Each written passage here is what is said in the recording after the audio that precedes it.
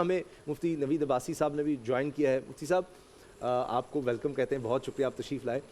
یہ بتائیے کہ جس طرح سے ہم دیکھتے ہیں، بات کر رہے ہیں، ابھی امین شہیدی صاحب نے بڑی خوبصورتی سے بتایا کہ اثار، قربانی، برداشت یہ ہمارے اندر ہو تو یہ گھریلو ناچاکیوں کی نوبت ہی نہ آئے۔ اس طرح میرے ایک استاد نے بڑی اچھی بات کی، بڑے دانشور، انہوں نے کہا کہ یہ جس طرح کا ہم میڈیا میں مسلسل ہمارے ڈرامے ہیں، یہ جو کچھ دکھایا جا رہا ہے، اور کافی عرصے سے، کچھ عرصہ پہلے شروع ہو گیا تھا کہ جو رشتے حسن کے ہوتے ہیں، خوبصورت ہوتے ہیں، ایک دوسرے کو باندھنے کے ہوتے ہیں، چاہے وہ ساس کا ہے، بہو کا ہے، نند بھابھی، یہ ہم نے ڈراموں میں اور جس طرح سے دکھانے لگ گئے تو ایک تصور ہی منفی آنے لگ گیا کہ جیسے کوئی پتہ نہیں خوفناک یہ مخلوق ہے، یہ ہوتے ہی برے ہیں، یہ رشتے ہی ہے۔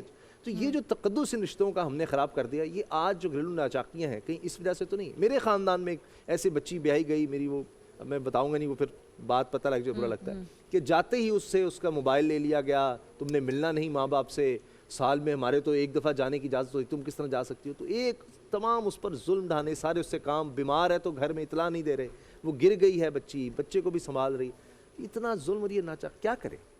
بسم اللہ الرحمن الرحیم، نحمد صلی علی رسول الکریم۔ شکریہ اسامہ بھائی آپ کا۔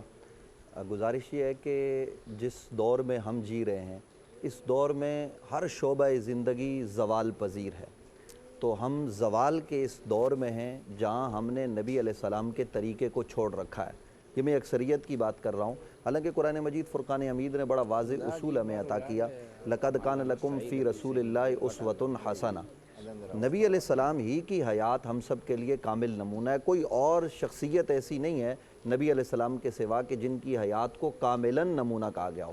صحابہ کرام، اہل بیت اطہار، سب اپنی جگہ پر عظمتوں کے حامل ہیں، لیکن نبی علیہ السلام کے اس کردار کو آج کے اس دور میں ہم نے چھوڑ دیا ہے۔ نبی علیہ السلام سے بڑھ کر کون ہو سکتا ہے کہ نبی رحمت صلی اللہ علیہ وآلہ وسلم کا اپنا آپ انداز دیکھیے، اپنی ازواج کے ساتھ، اپنے گھر والوں کے ساتھ، کہ کیسا انداز ہے، کیا رویہ ہے کہ نبی علیہ السلام سیدہ طیبہ طاہرہ ام المومنین حضرت خدیجہ الکبریٰ رضی اللہ تعالی عنہ کے ساتھ آپ کتنا عرصہ رہے، عقد کے بعد، نکاح کے بعد، جب تک کہ سیدہ کا وصال نہیں ہوا۔ اس پورے عرصے میں مجھے ایک لمحے کے لیے یہ بات دکھا دیجئے کہ کبھی نبی علیہ السلام نے اونچی آواز میں بات کی ہو یا کبھی سیدہ نے کسی موقع پر ناراضگی کا اظہار کیا ہو۔ ابھی علامہ صاحب اثار کی بات کر رہے تھے، تو کائنات میں جتنا اثار سیدہ خدیجہ الکبریٰ نے کیا ہے نبی علیہ السلام کے لیے اور اسلام کے لیے، کسی اور نے نہیں کیا۔ وہ شخصیات ہمارے لیے کامل نمونہ ہے۔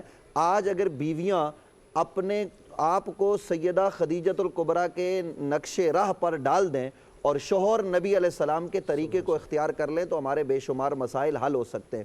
آپ نے سوال میں کہا کہ ساس اور بہو کا مسئلہ جو ہمارے معاشرے میں اس وقت ہے، اور بہت سارے گھروں میں، یا آپ کو خاندان کا ایک واقعہ آپ نے بتایا، چونکہ ہم علماء لوگ ہیں، یہ سارے حضرات دین کے خادم ہیں، میں بھی دین کا خادم ہوں، تو درجنوں لوگ ہمارے پاس آتے ہیں، روزانہ کی بنیاد پر ایسی شکایتیں ہوتی ہیں کہ معمولی سی بات پر لوگ طلاق دے دیتے ہیں۔ اب یہ کوئی بات ہے کہ جناب آپ بغیر پوچھے، یعنی شوہر سے پوچھ لیا ہے، شوہر کے والد کو نہیں بتایا، اور وہ بغیر پوچھے چلی گئی کہاں؟ جناب اپنے والدین کے گھر میں، تو اس کو طلاق ہو گئی۔ اس طرح کے واقعات ہمارے معاشرے میں روز بروز وقوع پذیر ہوتے ہیں، اور درجنوں ہمارے پاس مسائل آتے ہیں کہ جناب مفتی صاحب اس مسئلے کا جواب دیجیے ہمارے دارالافتاء میں۔ اچھا، جب ہم ان کو بلاتے ہیں تو جواب ان کا یہ ہوتا ہے کہ جناب وہ معمولی سا مسئلہ تھا، کوئی اتنا بڑا مسئلہ نہیں ہے کہ شادی میں تم نے یہ والا جوڑا پہنا کیوں ہے۔ شوہر یہ کہتا ہے کہ کہیں شادی میں گئی ہیں بیوی اور تمہیں یہ جوڑا نہیں پہننا چاہیے تھا، یہ کسی اور کو جوڑا تمہارے اوپر جچتا ہے تو تم نے کیوں پہن لیا، لہٰذا اب یہ بات جو ہے وہ طلاق تک تھوڑی سی بات ایڈ کرنا چاہوں گی۔ اس میں سب سے زیادہ افسوس مجھے اس بات پر ہوتا ہے کہ اس طرح کے واقعات ہم بھی سنتے رہتے ہیں کہ پیش آتے ہیں، لیکن آپ نے اس طرح بتایا کہ آپ لوگوں کے پاس اس طرح کی شکایات آتی ہیں، لوگ مسائل لے کر آتے ہیں۔ اچھا، پھر یہ جو برداشت کا ایلیمنٹ ہے شاید وہ مسنگ ہے، ٹالرنس نہیں ہے کہ چھوٹی سی بات پہ طلاق دے دی کیونکہ میرے مزاج کے مطابق نہیں کیا گیا۔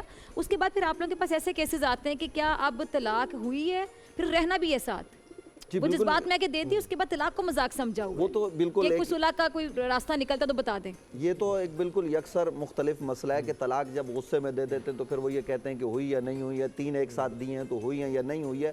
اس کا جواب تو ہم دارالافتاء میں ان کو دے دیتے ہیں، کیونکہ ہم طلاق کے مسئلے کو، یا کچھ اور مسائل ایسے ہیں جن سے ہم کہتے ہیں کہ آپ ہمارے پاس آ جائیں اور ہمارے مدرسے میں بیٹھ جائیں دونوں، تاکہ ہم کوئی فیصلہ جو ہے وہ صحیح معنوں میں کر سکیں۔